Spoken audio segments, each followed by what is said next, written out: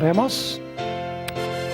Padre Celestial, gracias te damos por tus abundantes bendiciones. Te damos gracias, Padre, porque nos has dado tu palabra, donde podemos entender exactamente lo que está pasando en el mundo, para que nada nos tome por sorpresa. Pedimos al estudiar este tema tan importante que tu Espíritu Santo nos acompañe. Te pedimos que abras nuestras mentes y corazones para recibir la semilla de la verdad, para que pueda germinar, crecer y producir fruto para tu honra y tu gloria. Te lo pedimos en el precioso nombre de tu Hijo, Cristo Jesús. Amén. Nuevamente quiero saludar a todos los que están viendo este programa vía satélite, en la pantalla de televisión o donde quiera que se encuentren. También quiero darle un saludo muy cordial a todos los que han venido aquí al local con el fin de estudiar este tema tan importante que se titula Un cataclismo peor que Katrina. Yo creo que no necesito explicarles qué es Katrina. Es ese huracán terrible que azotó el área del sureste de los Estados Unidos, que inundó la ciudad de Nueva Orleans y mató a más de 1,000 personas. Un desastre que destruyó prácticamente a una ciudad completa. Pero hoy queremos estudiar un cataclismo o una catástrofe mucho más grande que la catástrofe que se realizó en Nueva Orleans. Me refiero al gran diluvio universal en los días de Noé. Ahora, yo quisiera comenzar en Génesis el capítulo 3 y el versículo 15 para colocar el marco de lo que vamos a estudiar en nuestro tema de hoy. El libro de Génesis, el capítulo 3 y el versículo 15. Aquí Dios le está hablando a Satanás. Jesús le está hablando a Satanás. Satanás ha vencido a Adán y Eva, pero Dios le va a decir a Satanás: yo voy a mandar una simiente al mundo y esa simiente te va a hacer la guerra. En el proceso de la guerra tú le vas a herir a la simiente en el calcañar, pero él te va a dar una herida mortal en la cabeza. Dice en Génesis 3:15, y pondré enemistad entre ti y la mujer, y entre tu simiente y la simiente suya. Esta, es decir, la simiente de la mujer, te herirá en la cabeza y tú le herirás a la simiente de la mujer en el calcañar. Ahora, como hemos estudiado, cuando Satanás escuchó estas palabras, él se propuso de que no iba a permitir que viniera esa simiente. Porque él dice, si dejo que venga esa simiente, me va a aplastar la cabeza. Así que desde este momento en adelante, yo voy a impedir que esa simiente venga al mundo. Si no viene, no me va a aplastar la cabeza. Y desde el mismo comienzo de la historia, encontramos que Satanás maniobra para impedir que la simiente venga. El primer ejemplo de esto lo encontramos en Génesis, el capítulo 4, en la historia de Caín y Abel. Y lo que quiero hacer es ir a 1 de Juan 3, a donde se relata la experiencia de Génesis, el capítulo 4. 1 de San Juan, el capítulo 3 y el versículo 12. 1 de San Juan 3 y el versículo 12. Dice aquí, no como Caín, que era del maligno y mató a su hermano. ¿Y por qué causa le mató? Porque sus obras eran malas y las de su hermano justas. Quiero que noten aquí que dice que Caín era del maligno. Es decir, la acción de Caín no fue solamente de él, estaba el maligno detrás de él.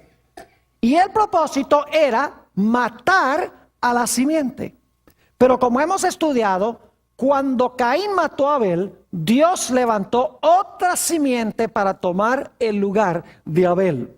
Leamos eso en Génesis, el capítulo 4 y el versículo 25. 4:25 dice, y conoció de nuevo Adán a su mujer, la cual dio a luz un hijo, y llamó su nombre Set, porque Dios, dijo ella, me ha sustituido otro hijo, en realidad en el hebreo dice otra simiente, en lugar de Abel, a quien mató Caín. Así que Satanás dice, yo voy a matar a la simiente, y Dios dice, si tú me matas a la simiente, de donde vendrá la simiente, entonces yo voy a traer otra simiente al mundo. No vas a poder derrotar mi plan matando a la simiente. Así que Satanás decidió implementar un plan B. Otro método para impedir que viniera la simiente, ya que se dio cuenta que matando a la simiente no le servía de nada porque Dios trajo otra simiente. Él se propuso a usar otra metodología. Ahora, el diablo se dio cuenta que en realidad Dios no estaba, estas simientes preliminares no eran la simiente de Génesis 3:15. El diablo se dio cuenta que Dios estaba preparando un linaje, estaba preparando una genealogía de donde finalmente iba a traer a la simiente de Génesis 3:15 al mundo. Así que Satanás dice, bueno, no puedo matar a la simiente porque Dios trae otra simiente cuando mato una, así que voy a usar otro método. Lo que voy a hacer es procurar corromper el linaje, para que el linaje pierda su identidad, para que se corrompa. Y de esa manera, si puedo interrumpir el linaje, entonces de ese linaje no va a venir ningún Mesías, no va a venir la simiente prometida. Así que el diablo se propuso a implementar un segundo plan. Podríamos decirle el plan B. Ahora, antes de hablarles del plan B, necesito leer un pasaje que encontramos en Mateo, el capítulo 24 y los versículos 37 al 39. San Mateo, el capítulo 24 y los versículos 37 al 39. Algunos se preguntarán, pastor, ¿por qué estamos estudiando esta noche la historia del diluvio? Sencillamente porque el Señor Jesucristo, vamos a encontrar, dijo que la historia del diluvio es una ilustración de lo que va a pasar al final de la historia del mundo. Es decir, el diluvio es un evento histórico, pero también es una profecía. Si podemos entender lo que sucedió allá, vamos entonces a entender lo que va a suceder al final de la historia. Fíjense cómo Jesús enseñó esto en San Mateo 24 y el versículo 37. Mas como en los días de Noé, así será la venida del Hijo del Hombre. ¿Captaron eso? Como fue allá, así será. Versículo 38. Porque como en los días antes del diluvio estaban comiendo y bebiendo, casándose y dando en casamiento, hasta el día en que Noé entró en el arca, y no entendieron hasta que vino el diluvio y se los llevó a todos. Y ahora escuchen, así será también la venida del Hijo del Hombre. Es decir, el Señor Jesucristo declaró que lo que pasó en los días de Noé va a suceder de nuevo al final de la historia. Así que si entendemos lo que pasó allá, vamos a entender lo que va a pasar al final de la historia. Ahora vamos a hablar un poco del plan B de Satanás. El plan A era matar a la simiente. No le funcionó muy bien. Así que Satanás dice, lo que voy a hacer es corromper el linaje de donde va a venir el Mesías. Vayan conmigo a Génesis, el capítulo 6, y vamos a leer los versículos 1 al 4. Génesis, el capítulo 6 y los versículos 1 al 4. Dice, aconteció que cuando comenzaron los hombres a multiplicarse sobre la faz de la tierra, y les nacieron hijas, que viendo los hijos de Dios, que las hijas de los hombres eran hermosas, tomaron para sí mujeres, escogiendo entre todas. Y dijo Jehová, no contenderá mi espíritu con el hombre para siempre, porque ciertamente él es carne, mas serán sus días 120 años. Había gigantes en la tierra en aquellos días. Y también después que se llegaron los hijos de Dios a las hijas de los hombres y les engendraron hijos. Estos fueron los valientes que desde la antigüedad fueron varones de renombre. Encontramos en estos versículos una mezcla entre los hijos de Dios y las hijas de los hombres. Ahora, la mayoría de los eruditos hoy en día creen que los hijos de Dios eran ángeles y que las hijas de los hombres son o eran mujeres humanas de la raza humana. Es decir, hubo una relación sexual entre ángeles y seres humanos que produjo los gigantes, produjeron híbridos que se les llama los gigantes o los nefilim, como dice en hebreo aquí en Génesis el capítulo 6. Ahora, necesitamos entender bien bíblicamente quiénes son los hijos de Dios y quiénes son las hijas de los hombres. Quiero decirles que los hijos de Dios no eran ángeles. Las hijas de los hombres sí eran humanas. Ahora, permítanme mencionarles 3 razones y luego voy a mencionarles una cuarta razón que no es bíblica, pero es importante igual. 3 razones bíblicas por las cuales los hijos de Dios no eran ángeles. Número 1, los gigantes que se mencionan en Génesis 4 no fueron el fruto del cruce entre los hijos de Dios y las hijas de los hombres. Porque dice que había gigantes en aquellos días y también había gigantes después que los hijos de Dios entraron a las hijas de los hombres. Es decir, había gigantes antes de que hubiese los cruces y había gigantes también después. Es decir, los gigantes o los nefilim no eran el fruto de una relación entre ángeles y seres humanos. En segundo lugar, estos gigantes, nefilim en hebreo, se mencionan solamente en un otro lugar en el Antiguo Testamento. Les voy a mencionar la referencia. Números 13:33 dice que en la tierra de Canaán había gigantes cuando Israel iba a entrar en Canaán. Ahora, esos no podrían haber sido ángeles, los mismos ángeles supuestamente que existieron después del diluvio, porque cuando vino el diluvio, todos los gigantes fueron ¿qué cosa? Todos los gigantes fueron destruidos en el diluvio. Así que había gigantes después del diluvio.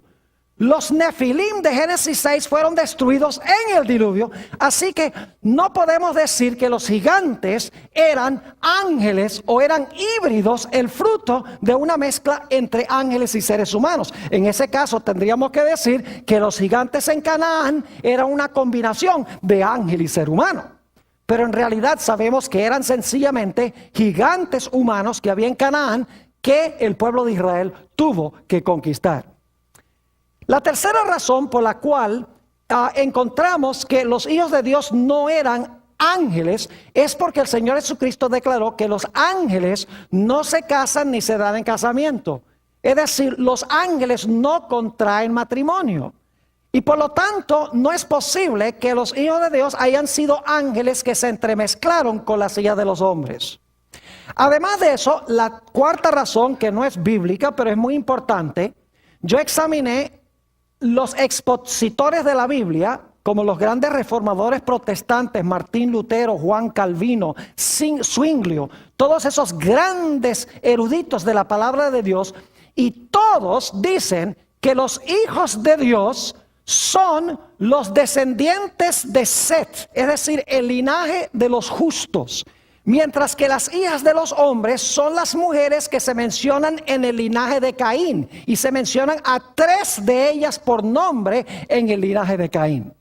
Es decir, los hijos de Dios son los fieles del linaje de donde vendrá el Mesías.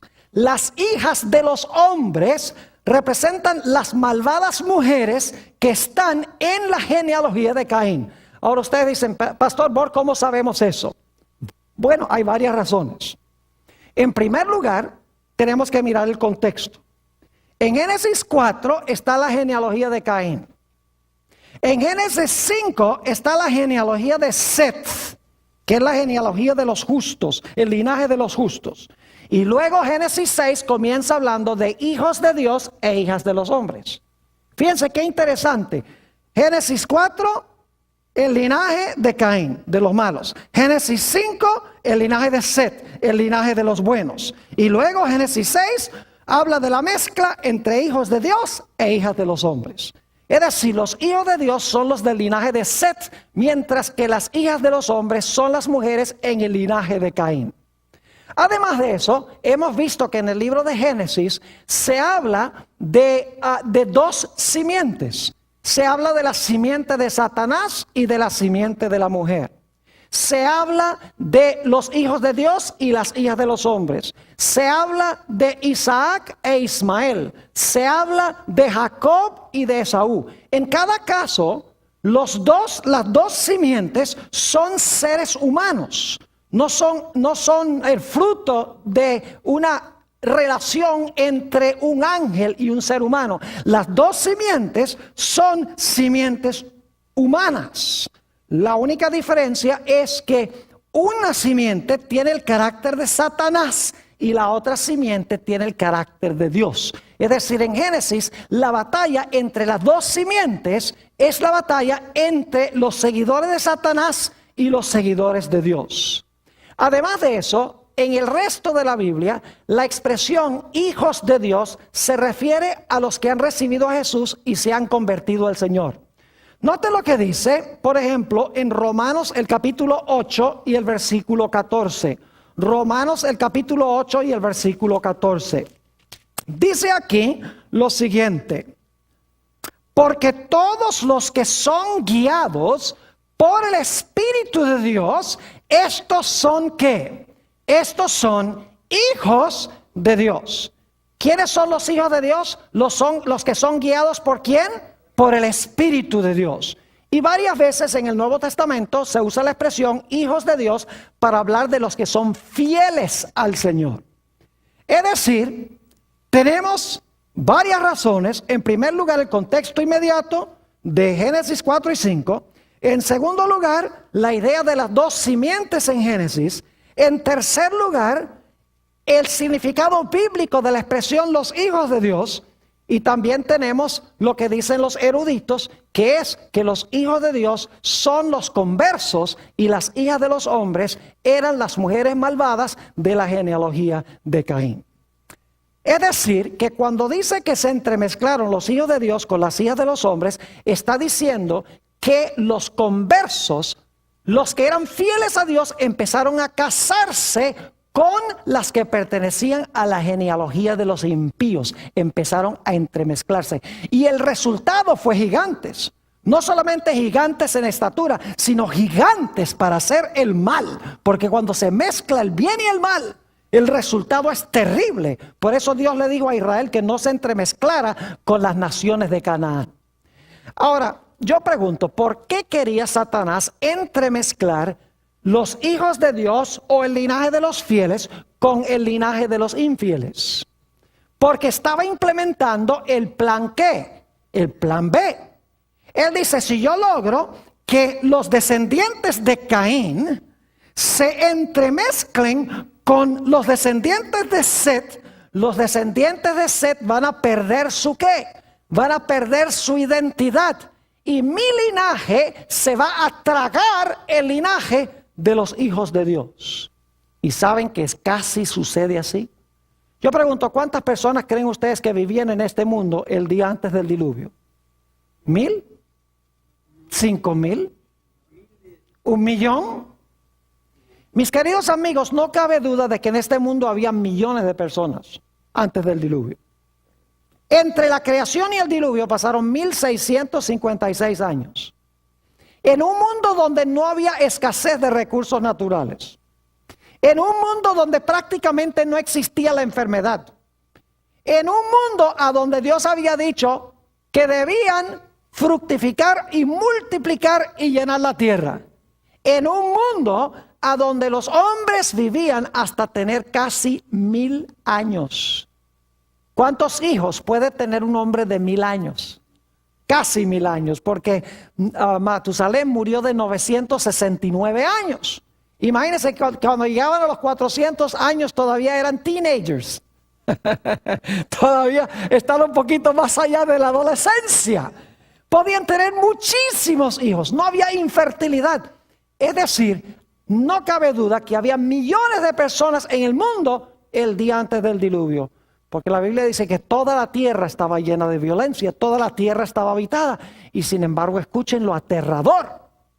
De los millones que habitaban sobre el planeta Tierra, ¿cuántos permanecieron fieles a Dios? Solamente quedaban 8 personas fieles a Dios. Y todos eran de la misma familia.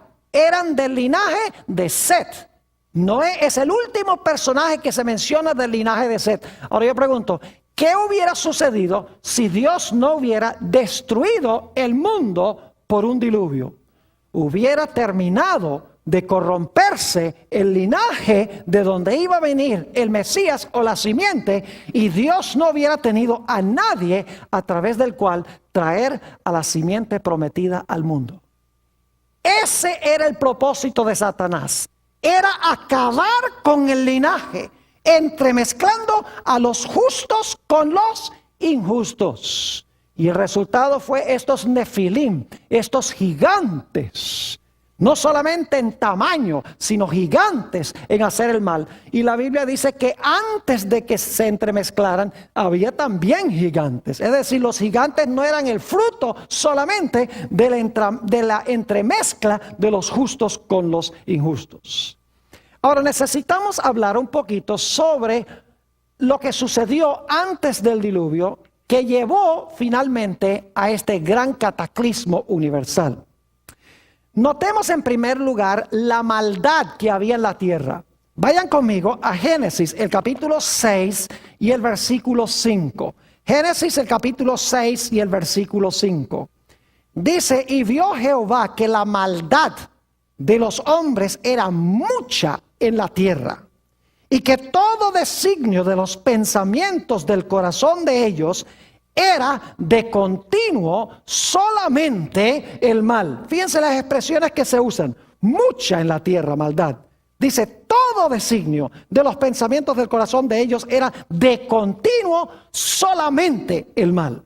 Y fíjense cuál fue el resultado de esto. Versículo 11. Y se corrompió la tierra delante de Dios. Y estaba la tierra llena de ¿qué? De violencia. Y miró Dios la tierra, he aquí que estaba corrompida, porque toda carne había corrompido su camino sobre la tierra.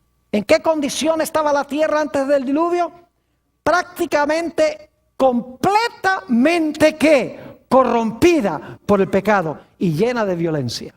Y por lo tanto Dios dice, yo voy a destruir al planeta Tierra. Pero Dios nunca destruye una civilización sin primero enviar un mensaje de advertencia. Y por lo tanto Dios levantó a un hombre llamado Noé para proclamar su mensaje de advertencia a ese mundo, de que iba a ser destruido por la iniquidad que ellos tenían. Quiero que noten lo que dice en 2 de Pedro, el capítulo 2 y el versículo 5 sobre este predicador. 2 de San Pedro, el capítulo 2 y el versículo 5. Dice aquí, y si no perdonó al mundo antiguo, sino que guardó a Noé, escuchen bien, pregonero de justicia, es decir, predicador de justicia, el que proclamó la justicia, con otras 7 personas, trayendo el diluvio sobre el mundo de los impíos. ¿Qué fue lo que proclamó o pregonó Noé? Pregonó que era necesario tener ¿qué? Justicia. Noten también lo que dice el libro de los Hebreos, el capítulo 11, y vamos a leer el versículo 7. Hebreos, el capítulo 11 y el versículo 7. Aquí está hablando nuevamente del mensajero que Dios levantó. Dice, por la fe Noé, cuando fue advertido por Dios acerca de cosas que aún no se veían, con temor preparó el arca en que su casa se salvase, y por esa fe condenó al mundo y fue hecho heredero de la justicia que viene por la fe. ¿Qué hizo Noé? Noé predicó y también ¿qué? Y construyó. Porque si sencillamente hubiera dicho que Dios iba a destruir el mundo por un diluvio y no hubiera hecho nada, como que la gente no le hubiera creído mucho. Pero si Él predica el mensaje y vive el mensaje haciendo un arca, la gente queda absolutamente sin excusa. Ahora, ¿qué mensaje proclamó Noé? ¿Era un mensaje de amor? Sí. Dios les dijo, Dios ama a esta civilización. Dios no quiere destruirlos. Dios quiere que vivan. Él no quiere la muerte del pecador. Arrepiéntanse de su pecado. Cambien sus vidas por el poder de Dios. Y entonces Dios no va a enviar el diluvio. Pero si no se arrepienten y cambian sus caminos, el diluvio vendrá. ¿Cuánto fruto tuvo el mensaje de Noé? De millones de personas, solamente su familia recibió el mensaje. Vivimos en un mundo hoy a donde la gente cree que la mayoría está con Dios. ¿Sabe usted que en la Biblia la mayoría nunca ha estado con Dios? Es la minoría la que está con Dios. Algunas personas dicen, ¿cómo es que los adventistas pueden tener razón cuando ellos dicen que se debe guardar el sábado cuando casi todo el mundo guarda el domingo? ¿Ve? La gente se rige por las mayorías y no por lo que enseña la santa palabra de Dios. El mensaje de Noé no fue un mensaje blandito, no fue un mensaje suave, no era un mensaje, bueno, Dios ama a todo el mundo, Dios no va a destruir a nadie, todo va a andar bien, no se preocupen. Él predicó justicia, dijo, arrepiéntense y cambien sus caminos porque la destrucción vendrá. Ahora escuchen bien, el mensaje de Noé no fue un mensaje fácil. ¿Saben por qué? Les voy a compartir algunos datos, no los vamos a leer, pero solamente se los voy a compartir, están en su lista de textos.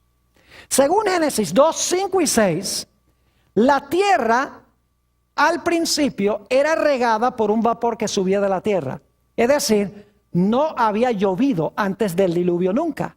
La tierra no era regada por lluvia, sino que era regada por un vapor que subía de la tierra. Génesis 2, 5 y 6. Y algunos dirán, pero pastor, ¿cómo llegó a estar esa agua debajo de la tierra para que pudiera salir como un vapor? Bueno, en Génesis 1 y el versículo 2 nos dice que este planeta estaba cubierto de agua antes de la creación. Y en Génesis 1:7 nos dice que Dios tomó parte de esa agua y la puso debajo de la tierra y tomó otra parte del agua y la colocó encima de la tierra y eso llegó a ser la atmósfera. Es decir, el agua que cubría el planeta, Dios tomó parte y la colocó arriba y tomó parte del agua y la colocó abajo. El agua que colocó bajo la tierra era la que subía para regar la tierra como un vapor. Cuando Dios trajo el diluvio a este mundo, Dios no tuvo que inventar agua. Dios no tuvo que crear agua. Lo único que tuvo que hacer fue abrir las ventanas del cielo a donde había colocado el agua arriba y traer el agua que está debajo de la tierra, las fuentes del gran abismo, y traer el agua que estaba abajo para nuevamente cubrir el planeta. Es decir, el agua que puso arriba y abajo, ahora Dios en el diluvio trae el agua de arriba y trae el agua de abajo y nuevamente llena el planeta como era antes del diluvio. Ahora ustedes pueden imaginarse cuán ilógico era el mensaje de Noé. Cuán absurdo, cuán anticientífico. Imagínense predicando que Dios va a traer un diluvio, va a llenar la tierra con agua cuando nunca había llovido. De que Dios iba a traer agua del cielo y se iba a llenar el planeta con agua. Yo me imagino a los científicos, a los historiadores, inclusive a los psicólogos diciendo, este hombre está loco porque nunca ha llovido. Esto es científicamente imposible. Pero como leímos en Hebreos 11 y el versículo 7, Noé tenía fe. ¿Sabe lo que es fe? Es muy sencillo. Dios habla algo, yo creo lo que Dios dice y actúo a base de lo que dice. Es decir, fe no es creer lo que Dios dice. Fe es creer lo que Dios dice suficientemente como para hacerlo. Dios le dice a Noé, Noé, voy a mandar un diluvio. Esa es mi palabra. Te prometo que voy a mandar un diluvio. ¿Y qué hace inmediatamente Noé? No se sienta y dice, ay, gracias Señor por esta revelación, te lo creo. No. Inmediatamente, ¿qué hace? Él y sus hijos van y empiezan a cortar árboles y sacan los clavos y sacan los martillos. Porque cuando ellos oyen la palabra de Dios, actúan y obedecen lo que Dios dice. Eso es tener fe. Eso demostró que ellos creían el mensaje que estaba proclamando Noé. Por eso dice que por su fe condenó al mundo. Noé invirtió todo lo que tenía en el arca. Todo su tiempo, todos sus talentos, todo su dinero, todas sus energías, las dedicó para construir el arca.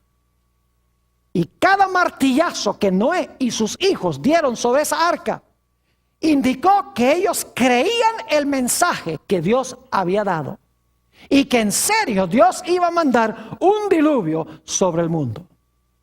Ahora, ¿saben ustedes que el mensaje de Noé fue acompañado por el poder del Espíritu Santo? Note lo que dice Génesis, el capítulo 6 y el versículo 3. Génesis, el capítulo 6 y el versículo 3. Y dijo Jehová, no contenderá mi espíritu con el hombre para siempre, porque ciertamente él es carne, mas serán sus días 120 años. ¿Qué estaba haciendo el Espíritu Santo a medida que Noé proclamaba su mensaje durante los 120 años? Dice que el Espíritu Santo estaba haciendo ¿qué cosa? Estaba contendiendo con toda carne. Es decir, estaba luchando con la gente para que la gente escuchara el mensaje de Noé y lo recibiera, lo aceptara. Es decir, el mensaje de Noé no fue solamente un mensaje aislado de él, sino cuando proclamó el mensaje, lo proclamó con poder, porque iba con la convicción del Espíritu de Dios. Y lo interesante es que a pesar de que Noé predicó 120 años, solamente su familia creyó y aceptó el mensaje que Dios estaba dando a través de Noé. De los millones de personas, solamente 8 creyeron que Dios iba a mandar un diluvio y aceptaron el mensaje aparentemente absurdo y anticientífico de Noé. Finalmente llegó el momento en que se debía entrar al arca. Y fíjense qué maravilloso es Dios. No solamente Dios a través de Noé proclamó un mensaje de juicio, de que Dios iba a venir en juicio, un mensaje de que Dios quería salvar a esa civilización, un mensaje acompañado por el poder del Espíritu Santo, sino que Dios hizo un maravilloso milagro. Note lo que dice Génesis 7 y los versículos 8 y 9. Génesis el capítulo 7 y los versículos 8 y 9. Está hablando sobre los animales. Y dice lo siguiente: de los animales limpios y de los animales que no eran limpios, y de las aves, y de todo lo que arrastra sobre la tierra, de 2 en 2, entraron con Noé en el arca, macho y hembra, como mandó Dios a Noé. Ahora, en la versión de Hollywood del diluvio, aparecen los hijos de Noé por allá cazando animales y alándolos duro para que vengan al arca. Pero en la versión bíblica dice que los animales vinieron de 2 en 2 a Noé en el arca y entraron en orden al arca. Es decir, los animales obedecían a Dios y los seres humanos no. Dios estaba diciendo que los seres humanos habían caído a un nivel subanimal. Porque los animales escuchaban a Dios, mientras que los seres humanos tenían la conciencia casi completamente cauterizada, con la excepción de Noé y de su familia. Ahora me imagino a Noé parado en la puerta del arca.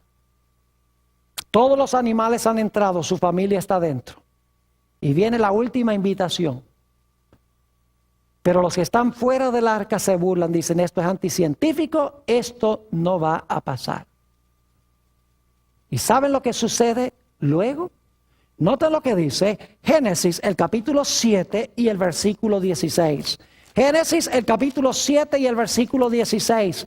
Ya cuando se ha presentado el mensaje, los animales han entrado, sucede algo solemne. Dice allí en el versículo 16, y los que vinieron, noten los que vinieron, no los fueron a buscar, los que vinieron, macho y hembra de toda carne vinieron, como le había mandado Dios. Y ahora escuchen, y Jehová le ¿qué? Y Jehová le cerró la puerta.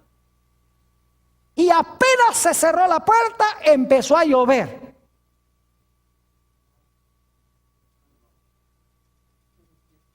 Ah, no, si están despiertos, ¿ah?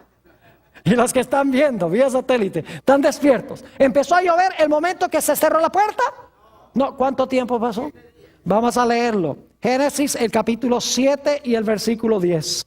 Génesis, el capítulo 7 y el versículo 10. Algo muy interesante sucedió. La puerta se cerró, pero no cayó la lluvia enseguida. Dice en el versículo 10. Y sucedió que al séptimo día, las aguas del diluvio vinieron sobre la tierra.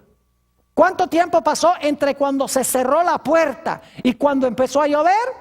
Pasaron 7 días. Yo pregunto, durante esos 7 días, ¿los justos estaban vivos dentro del arca? ¿Los impíos también estaban vivos? Claro que sí. ¿Los salvos estaban salvos? ¿Y los perdidos estaban perdidos? Claro que sí. Vivos. Pero el destino ya había sido decidido cuando la puerta ¿qué? Cuando la puerta se cerró. Es decir, los impíos no se perdieron cuando empezó a llover. Los impíos se perdieron cuando Noé terminó de predicar y la puerta fue cerrada por Dios. Ahora yo quiero que ustedes se imaginen qué habrá pasado. ¿Ustedes creen que la fe de Noé y su familia fue severamente probada? Imagínense ustedes, pasa un día, nada, 2 días, nada, 3 días, nada, 4 días, nada, 5 días, nada, 6 días, nada. Yo me imagino que Noé y su familia estarían pensando, ¿será que le entendimos mal a Dios? ¿Será que Dios no va a cumplir su palabra? Posiblemente preocupados. Es decir, su fe fue severamente probada. ¿Cómo creen ustedes que reaccionaron los que estaban afuera? Cada día se volvieron más violentos, cada día más seguros de sí mismos, cada día diciendo, ve ese loco con su familia y con todos esos animales ahí en ese barco. Y cada día se volvieron peores y peores los de afuera, gritándole a los de adentro, y los de adentro preocupados porque no sucedía nada. Es decir, la fe de Noé y su familia fue severamente probada. Pasaron por un tiempo de angustia, podríamos decir, antes de que viniera la destrucción, después que se cerró la puerta. Pero luego entonces pasó lo que había sido profetizado. Génesis, el capítulo 7 y el versículo 11. Génesis, el capítulo 7 y el versículo 11. El año 600 de la vida de Noé, en el mes segundo, a los 17 días del mes, aquel día fueron rotas todas las fuentes del grande abismo y las cataratas de los cielos fueron abiertas. El agua que Dios había colocado bajo la tierra y arriba en el cielo, ahora Dios baja el agua y sube el agua y llena el planeta como estaba antes de la creación. Es decir, el mundo vuelve a la condición en la cual se encontraba antes de la creación. ¿Sabe lo que es interesante? El Antiguo Testamento usa una palabra especial para el diluvio en los días de Noé. No lo usa para ningún otro diluvio en el Antiguo Testamento. Solo para el diluvio en los días de Noé. La palabra es la palabra Mabul. Hay muchas palabras en el Antiguo Testamento hebreo que hablan de un diluvio, pero este diluvio tiene una palabra especial. Y lo mismo el diluvio en el Nuevo Testamento. El diluvio en los días de Noé, en el Nuevo Testamento se usa la palabra cataclismos. El único diluvio en el Nuevo Testamento que usa esa palabra. Todos los otros diluvios que se mencionan en el Nuevo Testamento usan la palabra pótamos. Solo para el diluvio en los días de Noé se usa la palabra cataclismos. Es decir, fue una catástrofe global. Ahora, yo no sé si debo hacer esto, pero algunos eruditos hoy en día dicen que este diluvio fue un diluvio local en el valle de Mesopotamia. Yo tengo aquí una lista, no puedo compartirlos todos porque el tiempo apremia, que indican que este fue un diluvio global, fue un diluvio universal. En primer lugar, los autores del Nuevo Testamento enseñan que fue global. En segundo lugar, dice que toda la tierra estaba llena de violencia. En tercer lugar, si fue un diluvio local, ¿para qué construir un barco? Podrían haber emigrado a otra parte. Además de eso, si el diluvio fue local, las especies podrían haber emigrado a otro sitio. ¿Por qué fue necesario preservar las especies si fue un diluvio local? Dice ahí en Génesis que todas las cosas vivas que Dios había creado fueron destruidas en el diluvio. Se dice que todos los altos montes fueron cubiertos de agua. Dice, toda carne murió, cada hombre murió. Dice, solamente Noé y su familia quedaron. Además de eso, cuando Noé mandó las aves no encontraban a dónde posarse. Si hubiera sido un diluvio local, hubieran seguido volando y hubieran conseguido a dónde posarse. Además de eso, el arco iris fue señal de que Dios no iba a mandar otra vez un diluvio global. Si el diluvio fue local, entonces Katrina hace que Dios sea mentiroso, porque ese fue un diluvio local.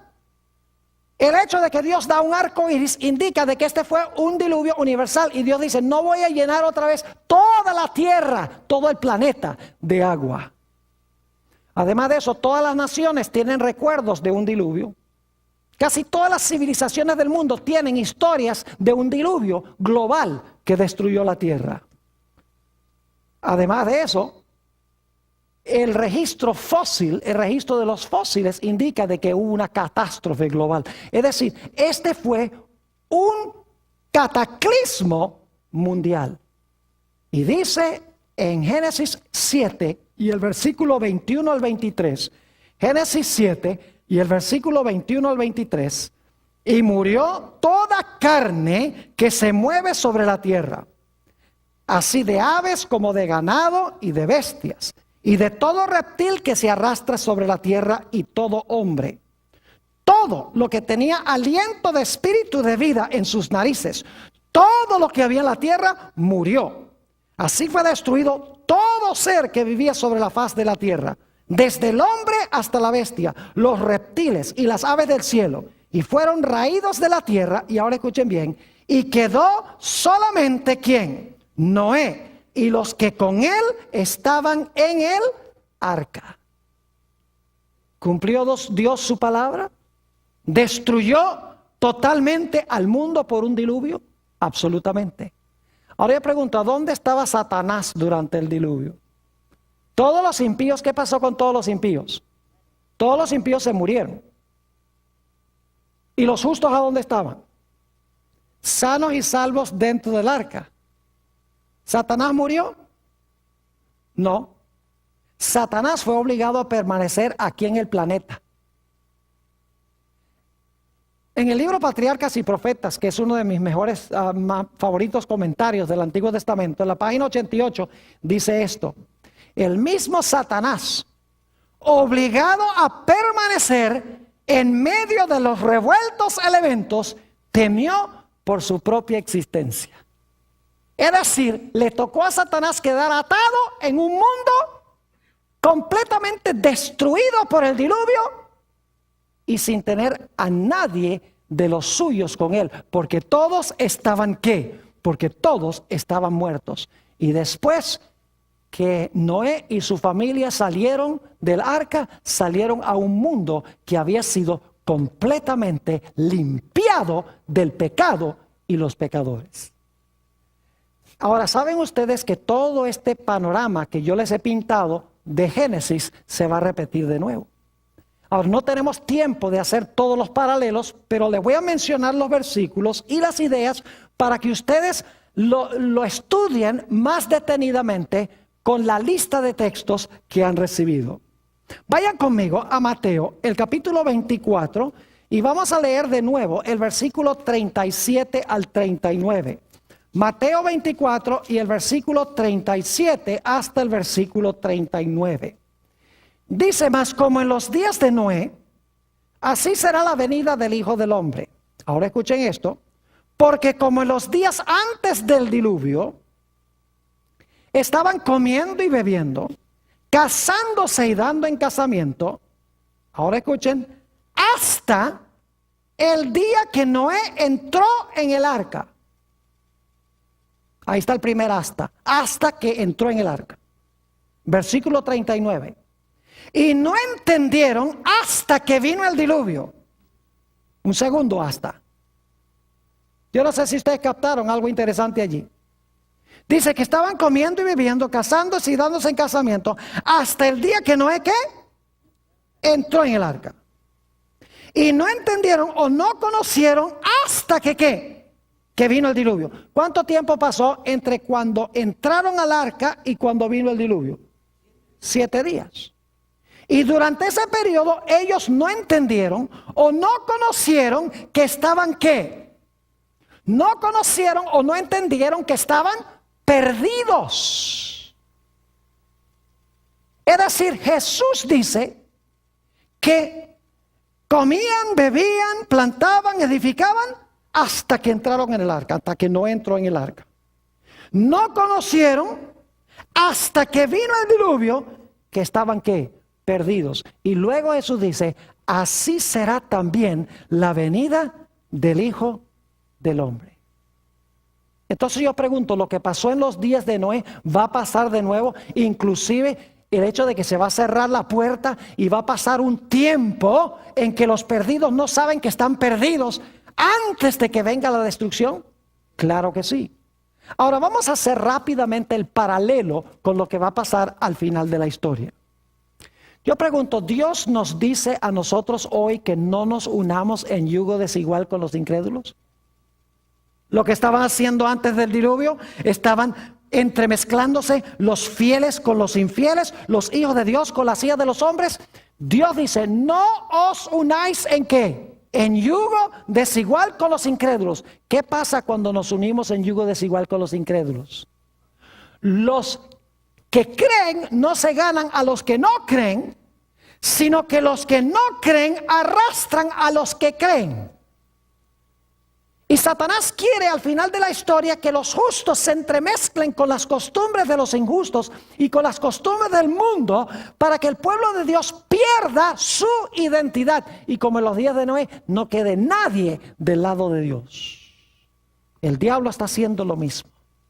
Yo pregunto, ¿el mundo al final de la historia va a estar en una condición muy semejante a la condición en que estaba en los días de Noé? Lean el catálogo de pecados que se mencionan en Segunda de Timoteo. Segunda de Timoteo, el capítulo 3. Y lo voy a leer rápidamente. Segunda de Timoteo, el capítulo 3. Y empezando en el versículo 1. También debes saber esto, que en los postreros días, fíjense, en los postreros días vendrán tiempos peligrosos.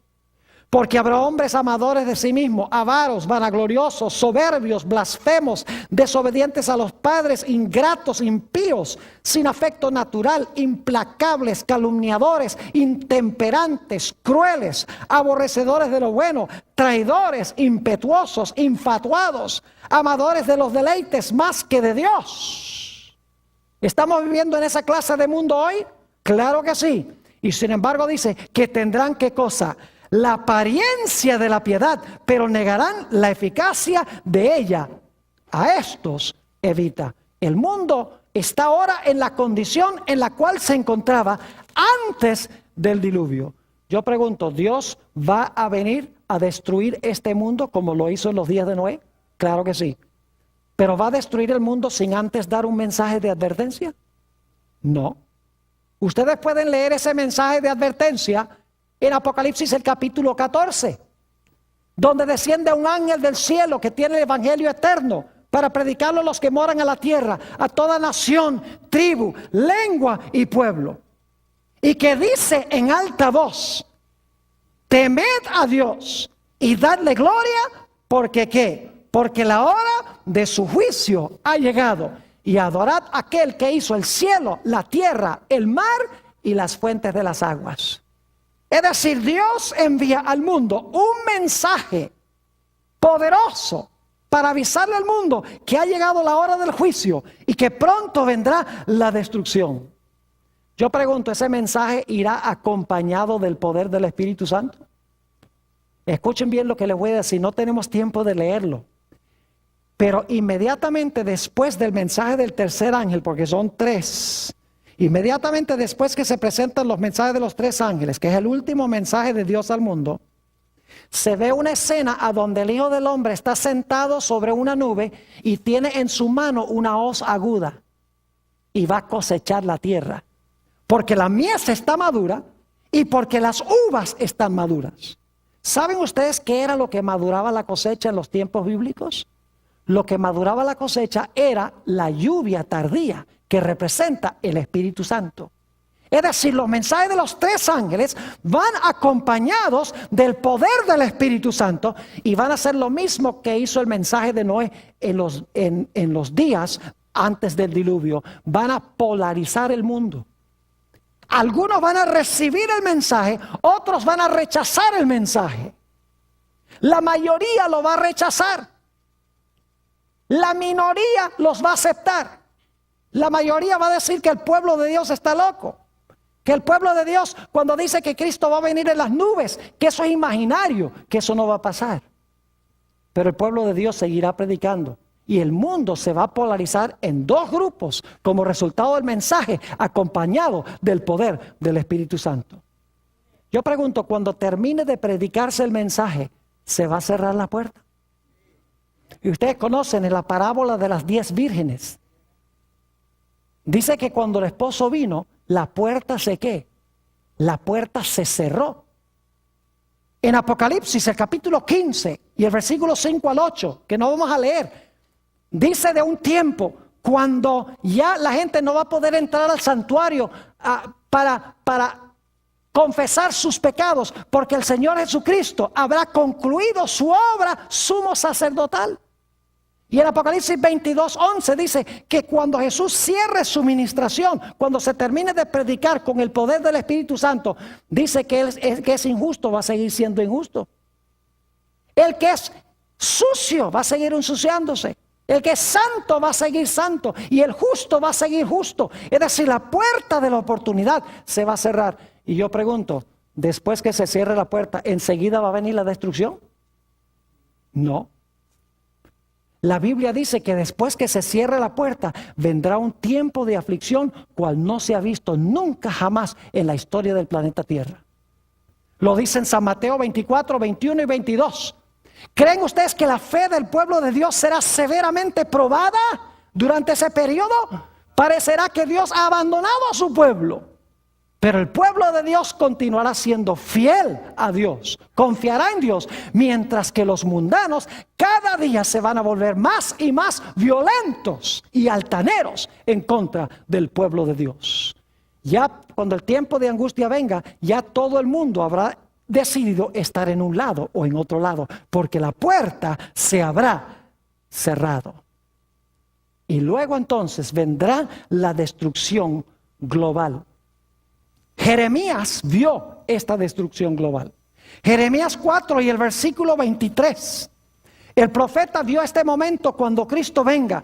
Dice, miré la tierra y he aquí que estaba ¿qué? Desordenada y vacía. Y miré los cielos y no había en ellos ¿qué? Luz. Es decir, cuando Cristo venga, la tierra va a volver a la condición de desorden que tenía antes de la creación y que tenía cuando vino el diluvio. Porque en el diluvio el planeta se llenó de agua y se puso oscuro como antes de la creación.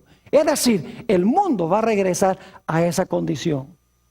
Y yo pregunto, ¿dónde va a estar Satanás? Durante los 1000 años, ¿a dónde va a estar Satanás? ¿Cuántos impíos va a tener cuando Cristo venga? ¿Cuántos seguidores va a tener Satanás vivos? Ninguno. Porque dice en Apocalipsis 25, el resto de los muertos no tornaron a vivir, sino hasta que se cumplieran los 1000 años. Igual que en el diluvio, todos los seguidores de Satanás van a estar muertos. Y Satanás va a ser atado a este mundo. Dice que se va a ser encadenado en Apocalipsis el capítulo 20 y el versículo 1 al 3. Va a estar vivo aquí con sus ángeles. Los impíos van a estar todos, ¿qué? Todos muertos. Y los justos van a estar con Jesús en la patria celestial. Y así como vino agua del cielo y agua de debajo de la tierra. Segunda de Pedro, el capítulo 3 dice que ya no será agua, sino que vendrá un lago de fuego de arriba y un lago de fuego de abajo que destruirá la tierra, purificará la tierra, limpiará la tierra del pecado y pecadores. Y entonces Dios hará un cielo nuevo y una tierra nueva a donde habita la justicia. ¿Qué debemos hacer en preparación? Ustedes tienen los versículos, solamente resumo. Jesús viene pronto. Jesús dijo que debemos velar. Segundo lugar, debemos orar. En tercer lugar, debemos trabajar con amor por otros, compartir nuestro alimento, compartir nuestra ropa, etc. Debemos estar listos. Debemos usar nuestros talentos para gloria de Dios y debemos ocuparnos hasta que Él venga.